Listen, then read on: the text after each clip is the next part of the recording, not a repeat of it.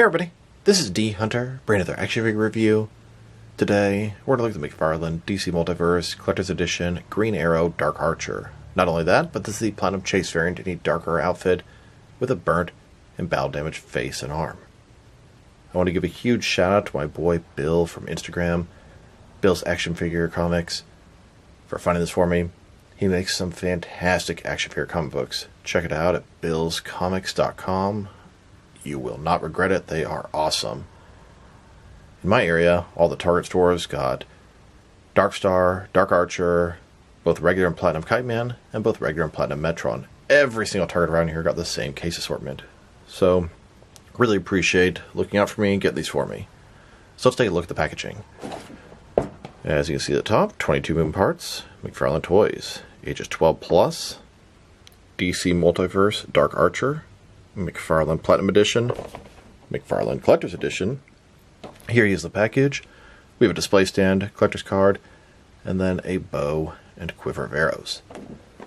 One side of the package, Dark Archer from Green Arrow. This is the 40th figure in the Collector's Edition subline.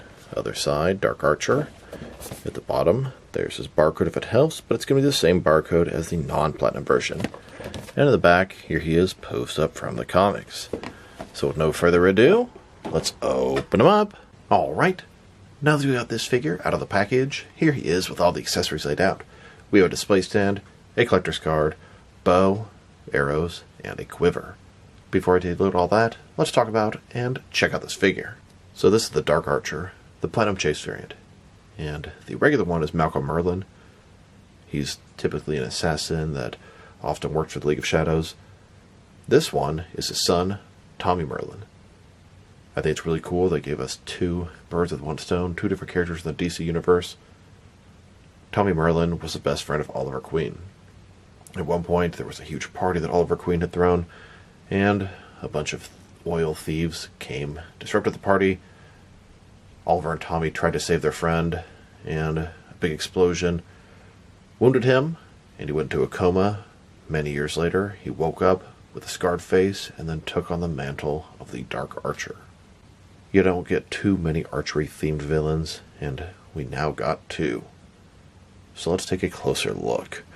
I'd say the coolest thing about this figure is the head sculpt. It is fantastic. Now, first of all, it has this domino mask that looks very similar to Nightwing's. It almost looks like he's a Bat family member. But that scarred face looks fantastic. The sculpt is great. It gives me Two-Face vibes. He's missing some hair at that part as well. He's got sort of a half smile, a little goatee going on.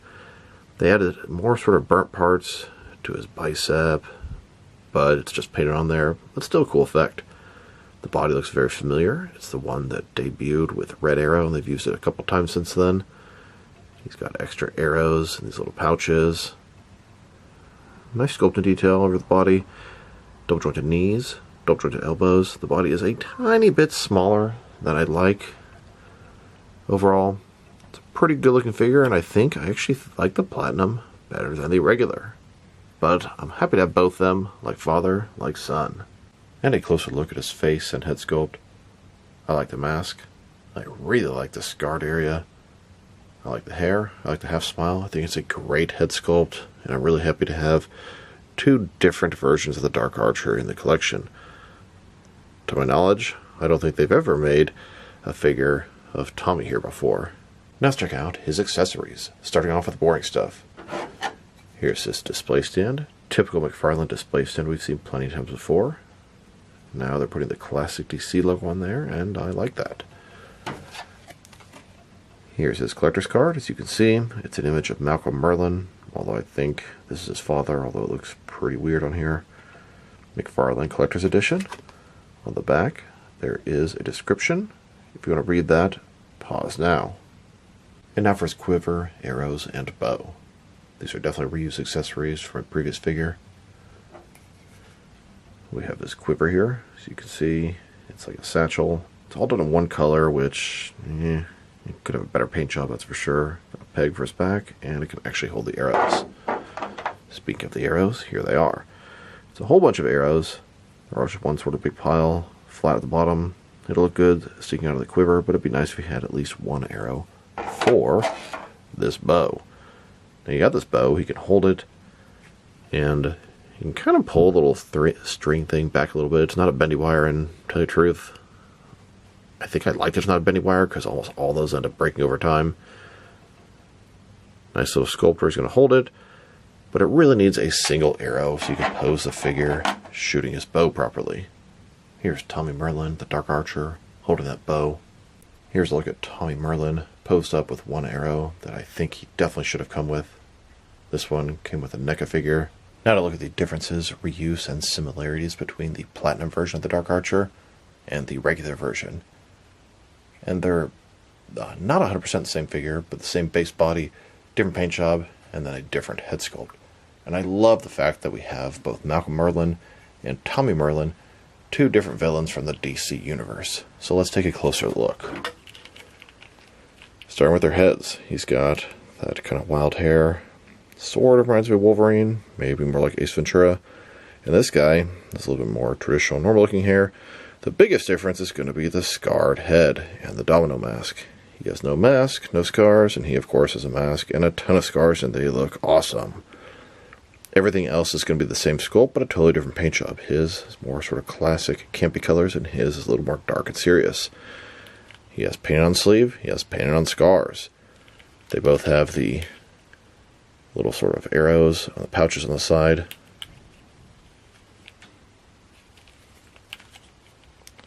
Really digging those scars though. And a look at the reuse and similarities between this Dark Archer and Red Arrow, or rather Arsenal. And it is the same base body, but there are some differences. So, starting with the heads here, of course the heads are totally different. He's got glasses and a ball cap on. He has nothing of the sort. We have the same sort of straps going across the side. The arms have the same sculpt all the way down to the hands. The major difference is going to be he has a sort of belt added on, or rather replacing this belt with this, which has the arrows in the pouch, and he does not have that. Pretty much everything else is the same. There are now 4 McFarlane DC Multiverse figures to utilize this base body, and it actually gives you 4 totally different characters. Arsenal, Tommy Merlyn, Malcolm Merlyn, and Connor Hawk Green Arrow. And now that we've taken a pretty good look at both the figure and his accessories, let's check out his height. From bottom to the top of his head, standing about 6.8, maybe 6.9 inches tall, which can translate to just under 18 centimeters. And for his articulation. Starting with his head, of course, it can rotate side to side. Mine is really, really tight, as you can hear. He can look up, almost not at all, which it'd be nice if you could look up a little bit more for sort of bow posing purposes. Down, very good amount. Can tilt his head at least a little bit from side to side. Shoulders on a ball joint goes out about 90 degrees. Up, down, around. He does not have the signature butterfly ring between his shoulder and chest because the soft goods sort of overlay here covers up the gap that would be there. It's got a bicep cut below that. Double jointed elbows. His wrist can rotate and it's hinged as well. Ball joint his torso, rotate around, forward and back. Another one is waist, rotate around, forward and back. Between the two, very good range of motion in the torso. Legs, they go about this far. The arrows kind of got to move out of the way to make them fully utilize the articulation. McFarlane style hip joints. Rotation is okay. Legs go forward about that far. Back not at all. Double jointed knees. And then his ankle. Forward and back. Rotate. Tilt, rock. And toe articulation. Here's a look at Tommy Merlyn, the Dark Archer, aiming his bow and arrow. And here's a look at his father, Malcolm Merlyn, in a similar type pose. And here are both of them, Tommy and Malcolm, two Dark Archers, like father, like son. Now let's check them out next to some of their action figures, starting off with some of their Dark Archer figures. Here's the Tommy Merlyn version of the Dark Archer, next to the Malcolm Merlyn version. The apple does not fall far from the tree. Here he is, next to a DC Direct Arrowverse Dark Archer. This is the Malcolm Merlyn version, his father, and he was a member of the League of Shadows in that show. So, not only is it the Dark Archer, but it's a great League of Shadows army builder as well. And since that was the case, and I love army building, and I love Batman figures, I got 5 of these guys to make a League of Shadows. DC Direct made another version of the Dark Archer. This is an unmasked Merlyn figure. And since I wanted to keep army building my League of Shadows, I got 5 more of those unmasked Dark Archer figures, and then I got 5 more of the masked Dark Archer figures, and I head swapped the masked head onto the unmasked guy's body and made this sort of ninja-esque version with the hood down. And since I head swapped these ninja Dark Archer heads onto the unmasked bodies, I had all these hooded ones with no heads. So I put a bunch of random heads from my Potter file in here, and it gave us 3 or possibly 4 different options of League of Shadows members. Of course, we have the unmasked Merlyn, the masked and hooded Merlyn. Now we have the hooded and unmasked version, and then we also have the masked with no hood. Army building at its finest. And so here would be a look at my entire Dark Archer collection. Have a total of 16 of them in League of Shadow outfits, and now we have these 2 McFarlane versions. Of course, every single one in front of you is technically a Merlyn figure, except for this Platinum version, which is Tommy Merlyn. But in my action figure world, pretty much all of them are just League of Shadows members, except for the unmasked Dark Archer and the McFarlane version. Those are Merlyn, and of course this new one is Tommy Merlyn. Once again, army building at its finest. I took one of my many extra unmasked Merlyn heads and popped it onto the suited body. Then we have Merlyn as a civilian in business attire. Dark Archer has always had strong ties to League of Shadows. Here he is next to Ubu, Ra's al Ghul, and Talia al Ghul. Since the Dark Archer is typically a Green Arrow villain, here he is next to all the McFarlane Green Arrow figures they've made. We have a total of 5 of them. 1 for the TV show, 1 for the comics, and 3 from the video games. And here, with a couple of Green Arrow sidekicks, Red Arrow and Connor Hawk. Since this figure is a Platinum Chase variant, here are all the earlier McFarlane Platinum Chase variants. They were a little bit more dull back in the day, and they've made more and more and more with each passing year. Here are all the Platinum Chase variants from 2024. Boy, did they release a lot last year. And here are all the Platinum Chase variants from 2025. We have the Silver Platinums on the left, and the Red Platinums on the right. They're tracking to make just as many this year as they did last year. And I am almost fully caught up, but I'm still trying really hard to get the Collector's Edition Beast Boy, both regular and Platinum Chase variants. If anybody has any information, can point me in the right direction, or can possibly help me out, please drop me a line in the comments below. It is much appreciated.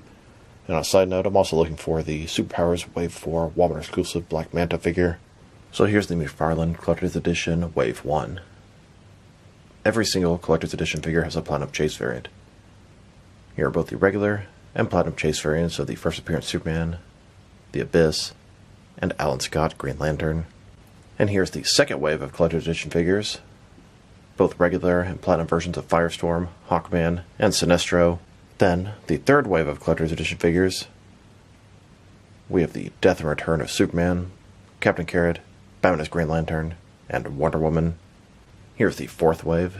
This wave consisted of Penguin, Starfire, and Captain Boomerang. And here's the fifth wave of McFarlane Collector's Edition figures, both the regular and Platinum Chase variants of Sergeant Rock, Connor Kent Superboy, and Manga Batman. Here's the sixth wave of Collector's Edition figures, both versions of the Red Hood, Clock King and Dr. Time, Ragman, and Agent Liberty. And finally, here's the seventh wave of McFarlane Collector's Edition figures, both the regular and Platinum Chase variants of the Dark Knight Returns Batman, Huntress, and some Green Lantern Corps members. We have Tomar Ray, Evan Sewer, Arcus Chumuk, and the Green Man. And then here's the eighth wave of Collector's Edition figures. This wave was unusually large. We have both the regular and Platinum versions of Lightning Lad, Simon Bow's Green Lantern, Geoforce, Grid, the Christopher Reeve Superman, and Mr. Terrific. Then, with wave 9 of the Collector's Edition, Guy Gardner Green Lantern, Captain Cold, and Power Girl. And here's wave 10 of McFarlane's Collector's Edition, both the regular and Platinum Chase variants of the Year 2 Batman, Deadshot, and Adam Strange. And here's Wave 11 of the Collector's Edition, at least I think. The way they're releasing exclusives, variants, it's kind of hard to tell what the wave is at this point. We have both the regular and platinum versions of the Target exclusive Strange Lives of Superman, Hawkgirl, Yellow Jacket, Mr. Terrific, and then Red Lantern Guy Gardner. And here's the most recent wave or waves of McFarlane Collector's Edition figures. The way they're releasing them, it's kind of hard to tell which one is in which wave. We have both the regular and platinum versions of Dark Stars, Dark Archer, Metron, Kite-Man, Mirror Master, and Deathstroke. Like I said before,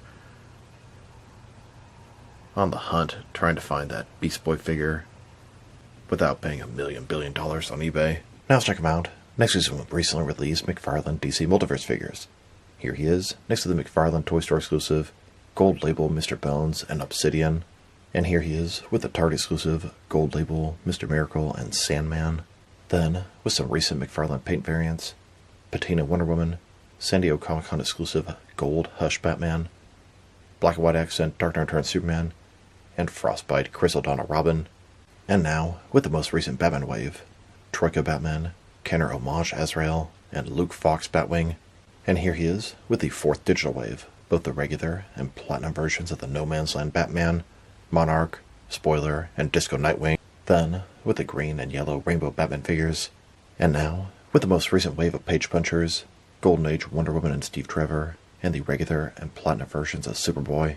And finally, with the Ross exclusive 3 Jokers Batman, Hush Superman, and James Gunn movie Superman figures. Now let's check him out. Next is some action figures from different various companies, so we can see how he fits in both scale and style-wise, in case you want which lines you can mix him with. Since he's a McFarlane toy, they are typically the 7-inch scale. I'm going to start off my comparisons with some of the large action figure lines I collect, and work my way smaller. But first, let's check him out with some of his McFarlane Toys brothers. In front of you are 5 different action figures, all from McFarlane Toys, all 7-inch scale, and now with some Jack-specific wrestling figures and Diamond Select toys. Here's the Dark Archer next to a stick of beef jerky, and here he is with some DC Direct and NECA figures. Then, with both some Mattel and Jazzwares wrestling figures, and now with some Mezco and Mattel DC figures. Next, with some Mafex and Hasbro Marvel Legends, and finally, with some SH Figure Arts and Jazzwares Sportnet figures. So overall, I think it's a really cool Dark Archer figure. I love the fact that it's his son, and not just another variant of Malcolm Merlyn himself. I really like this guy's head sculpt, the mask, the burn. It looks great. I like the darker color scheme of this guy. I definitely like this figure better than the other one. Although, I'm more familiar with Malcolm Merlyn than Tommy Merlyn, but I'm aware of both of them.